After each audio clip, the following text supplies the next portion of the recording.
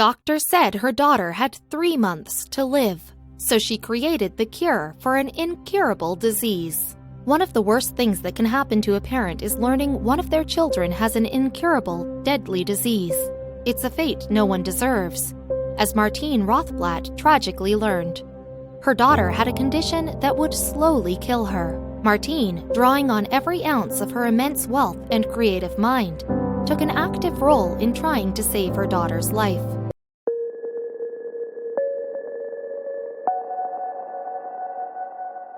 Space lawyer turned founder.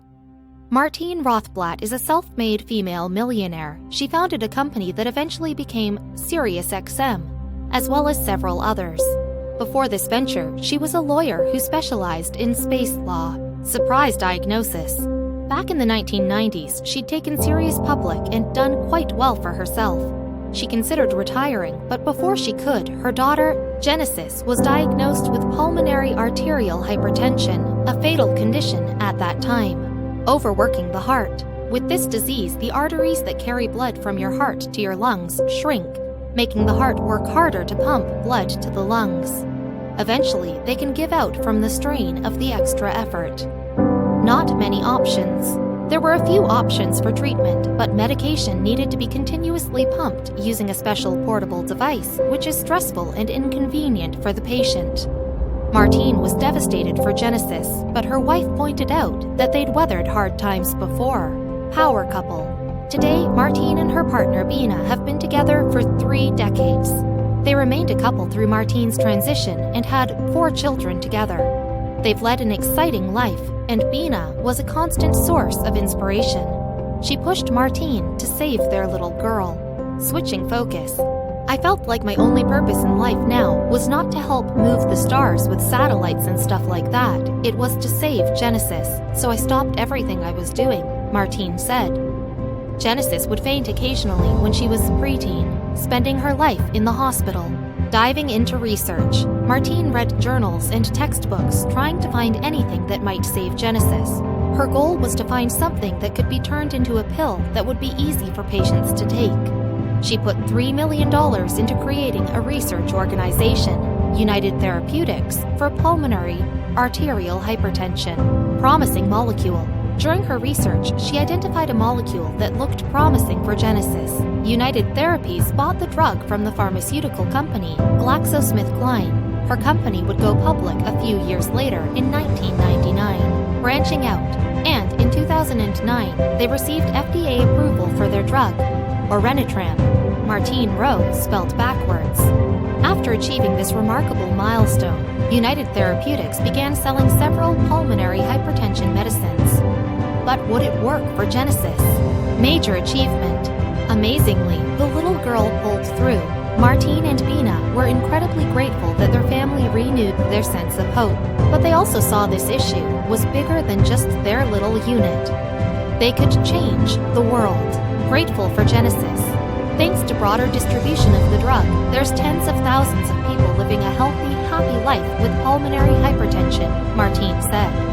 Best of all, my own daughter Genesis is now 30 years old, works at United Therapeutics, and is a happy, healthy young lady. Get that money. Besides helping save her daughter, Martine's dedication to the cause made her an even wealthier woman. Her company is valued at $4 billion, and she made $31.6 million in 2014. She was the second highest paid female CEO that year. Care for all. Martine has helped implement some altruistic policies at her company. If patients can't afford the medicine, she provides it for free. It hasn't stopped us from being a successful pharmaceutical company, she said.